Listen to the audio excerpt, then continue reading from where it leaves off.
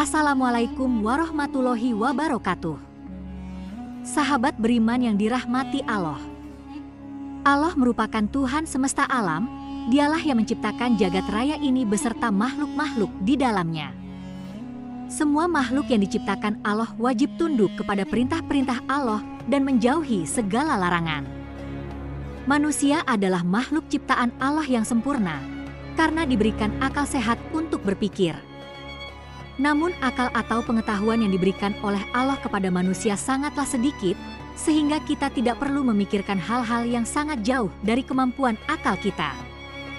Seperti menanyakan hal-hal yang sangat mustahil untuk diketahui oleh kemampuan akal. Misalnya menanyakan siapa yang menciptakan Allah, bagaimana rupa atau wujud Allah, dan lain sebagainya.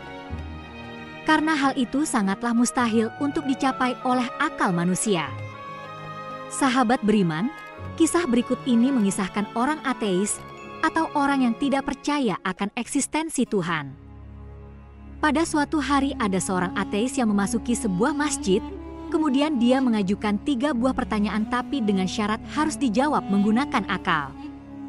Artinya pertanyaan yang dia ajukan tidak boleh dijawab dengan dalil. Karena orang ateis memang selalu mengukur segala sesuatunya menggunakan akal atau bukti-bukti ilmiah. Dan mereka beranggapan bahwa dalil-dalil hanya percaya oleh pengikutnya saja. Sedangkan dia orang yang tidak percaya dengan Tuhan. Oleh karena itu, ia memberikan syarat agar pertanyaannya tidak boleh dijawab menggunakan dalil. Lalu ia menantang orang-orang yang ada di masjid itu untuk menjawab pertanyaan-pertanyaan berikut. Pertama, siapa yang menciptakan Allah? Bukankah semua yang ada di dunia ini ada karena ada penciptanya? Bagaimana mungkin Allah ada jika tidak ada penciptanya? Kedua, bagaimana caranya manusia bisa makan dan minum tanpa buang air? Bukankah itu janji Allah di surga? Ketiga, kalau iblis terbuat dari api, lalu bagaimana bisa Allah menyiksanya di dalam neraka? Bukankah neraka terbuat dari api? Sahabat beriman, mendengar adi pertanyaan si ateis tersebut, tak ada seorang jamaah mampu menjawab pertanyaan tersebut. Kecuali salah seorang pemuda, ia kemudian menjawab 3 pertanyaan tersebut. Satu persatu pemuda tersebut menjawabnya. Dan inilah jawaban pemuda tersebut. Jawaban untuk pertanyaan pertama, pemuda itu berkata, "Apakah engkau tahu dari angka berapakah angka 1 itu berasal? Sebagaimana angka 2 adalah hasil dari 1 tambah 1, atau 4 yang berasal dari 2 tambah 2, ateis tersebut hanya bisa diam tanpa memberi jawaban. Lalu pemuda itu melanjutkan, jika kamu tahu bahwa 1 itu adalah bilangan tunggal, dia bisa menciptakan angka lain. Tapi dia tidak tercipta dari angka apapun. Lalu apa yang membuatmu sulit untuk memahami bahwa Allah itu zat maha tunggal, yang maha mencipta tapi tak bisa diciptakan? Lalu lanjut jawaban kedua pemuda tersebut mengatakan, saya ingin bertanya kepadamu, apakah kita ketika di perut ibu kita semua makan, apakah kita juga minum?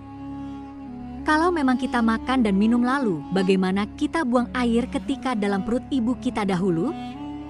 Jika engkau dulu percaya bahwa kita dulu makan dan minum di perut ibu, dan kita tidak buang air di dalamnya, lalu apa yang membuatmu sulit untuk percaya bahwa di surga kelak kita akan makan dan minum juga tanpa buang air?